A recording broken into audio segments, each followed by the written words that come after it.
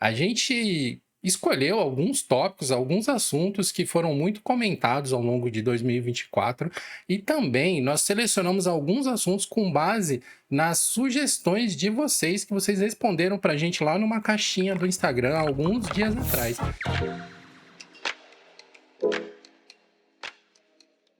Agora que a gente já destrinchou esse assunto do Elementary, vamos rodar a roleta mais uma vez e vamos ver qual que vai ser o próximo tópico aí que a gente vai debater. Cai no Steam Deck, ganha um Steam Deck. PlayStation. Queria, né?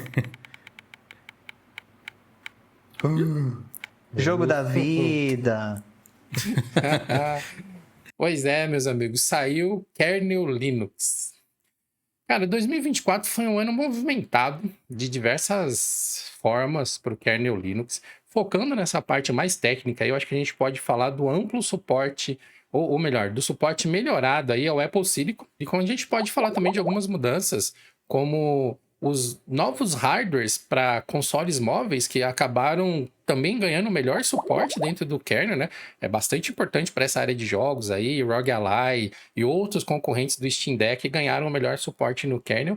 E uma coisinha mais recente aí que foi citado pelos membros lá da nossa comunidade que comentaram no Instagram é o fato do kernel agora passar a ser real-time por padrão. Antes isso era um recurso que você precisava compilar dentro do kernel para que, né, tanto é que a maioria das distribuições tinha o kernel real-time e o kernel normal, por assim dizer, né? E agora todos eles vão ser real-time e perguntaram qual que é a diferença de um modo para outro, né? E aí, meus amigos, o que vocês acharam do kernel Linux, dessas coisas assim que aconteceram ao longo de 2024? Teve além dessas que eu citei, teve alguma que pegou para vocês assim que vocês acharam, pô, isso aqui foi maneiro, foi interessante? Mas eu acompanhei um pouco a evolução do RISC-V como arquitetura também e o suporte dele dentro do kernel. O Debian que vai sair ano que vem, ele já vai ter suporte para essa arquitetura, sistema universal, né, para variar. Muito legal. E é uma arquitetura que eu torço para que funcione. Eu acho que ela pode causar, se não algumas ondas, até de repente um grande tsunami no mercado, se eventualmente tipo, pegar no tranco, sabe? Muitos países importantes para desenvolvimento tecnológico, tipo a China, têm apostado muito na arquitetura. E isso, de certa forma, acaba influenciando outras regiões do mundo. Porque mesmo que, sei lá, empresas dos Estados Unidos, como a Intel mesmo, que não anda tão bem das pernas nos últimos anos, tenham a sua própria arquitetura, né, licenciado junto com a AMD, né, do x86 e tudo mais, do AMD 64, nada impede que eles façam um processador com essa arquitetura, né? E é o mesmo lance do próprio Linux, uma plataforma unificada para o desenvolvimento e ali você tem uma plataforma de CPU unificada para desenvolvimento, que vai ter suas nuances, cada empresa talvez compita no mercado com coisas diferentes, mas por ser a mesma coisa, tem uma importância grande, inclusive por ser, digamos assim, de código aberto também, a parte ali de arquitetura, pode ser mais fácil identificar problemas semelhantes aos que a gente teve na era x86 ali, que culminaram em coisas que são insolúveis hoje em dia, mais mitigáveis, tipo Spectre, Meltdown, aquelas coisas todas, né? Então, eu acho que esse foi uma das coisas que eu me empolguei em relação ao Linux, o kernel, né, Linux. E o lance de Serial Time, confesso que eu não me aprofundei muito nesse assunto em particular. Eu lembro de tentar utilizar um kernel real time na época que eu estava tentando gravar música, porque funciona melhor para sincronizar os instrumentos e tal. Algumas distribuições, tipo o Ubuntu Studio, eles tinham kernel low latency, que é mais próximo dessa ideia. Antigamente, você mudar o kernel para essas variantes assim poderia afetar negativamente alguns aspectos do sistema, mas eu acredito que isso, para ele ter virado padrão, deve ter sido sobrepujado, é uma coisa que não rola mais. Mas, como eu disse, eu não me aprofundei muito nesse assunto, né? Eu também, essa parte do real time, eu confesso que eu não manjo muita coisa também, não. Isso do RISC-V, eu acho bem legal também, apesar de eu não saber muito bem a questão das aplicações, né, no dia a dia, né, do RISC-V, até que ponto vale a pena ou não sei, mas eu acho que justamente esse fato de você não depender de uma empresa sabe? A arquitetura, eu acho que isso é bem legal. Porque a gente já viu um pouco disso, né? x86 acaba, você depende de Intel e AMD. E por um tempo funcionou, né? Mas a gente está chegando em algumas limitações ali em alguns cenários. Principalmente quando a gente fala de bateria, essas coisas também. Né? E eu acho que o grande problema a gente tem visto isso no ARM. Porque a Qualcomm tá brigando com a ARM.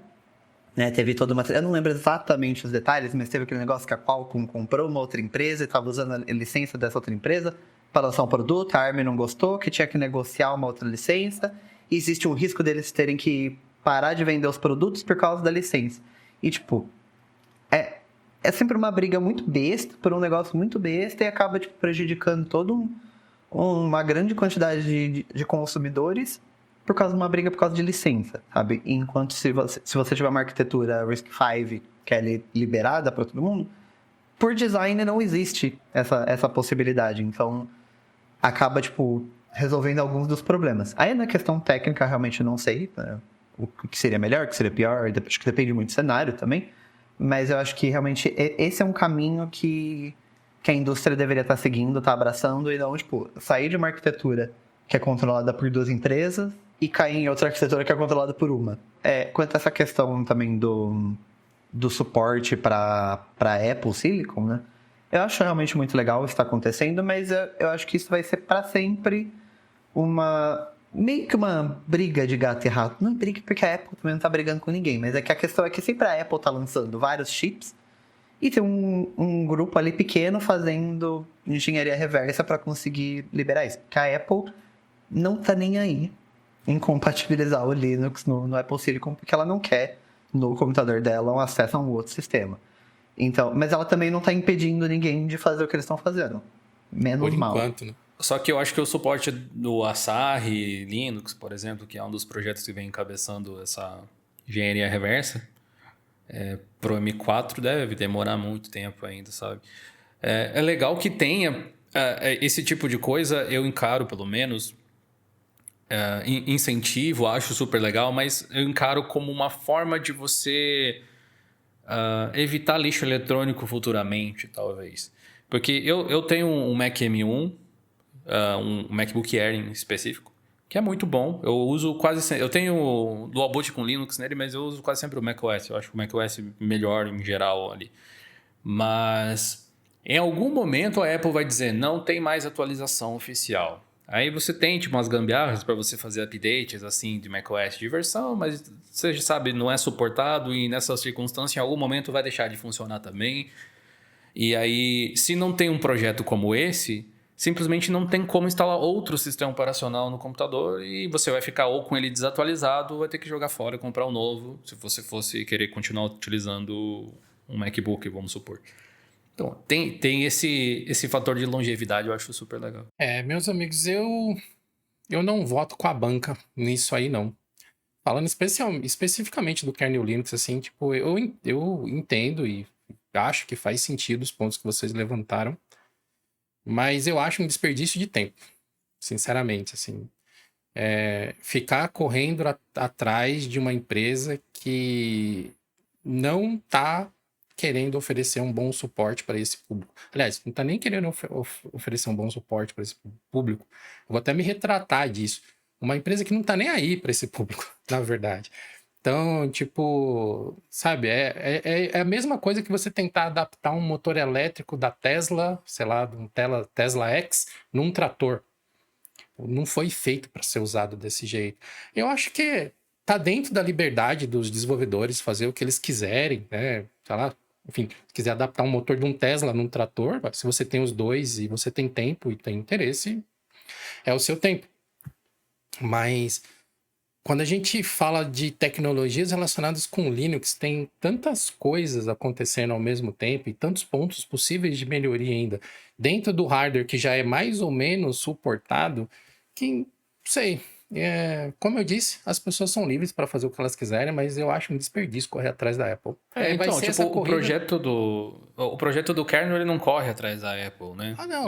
O que acontece ali é que algumas, tipo, o pessoal do Asahi lá, por exemplo, eu acho que eles eram usuários de MacBook, eles queriam utilizar Linux no MacBook, simples assim, porque ele é um computador muito bom, realmente, né? E aí, como com o código ficando estável, ele é incorporado ao kernel Linux para que outras distribuições possam utilizar também. Mas eu acho que isso que você falou faz sentido. Mas não é como se eles estivessem correndo atrás da Apple necessariamente. Eles estão correndo atrás de conseguir instalar o sistema operacional que eles gostam no hardware que eles gostam. Então lá, se eles estão se divertindo fazendo isso, vai lá. Mas é que eu acho que isso é um negócio muito Estados Unidos, na real. Porque lá eles têm um negócio com Apple, é muito comum as pessoas terem Apple. Eles têm uma visão da Apple muito diferente do resto do mundo. Então eu acho que tem muito disso de uma Sem dependência falar da que- Apple, uma questão de status, de ter a Apple, de você fazer parte do clube, tá na, É assim, Sem tá na falar Apple. que você tá fazendo esse tipo de engenharia reversa ali, é muito bom pro seu currículo, né? mas pensando como produto, mas isso é uma postura muito pessoal minha, assim. Existem empresas que têm posturas que eu não concordo. E dessas empresas eu simplesmente não consumo os produtos dela.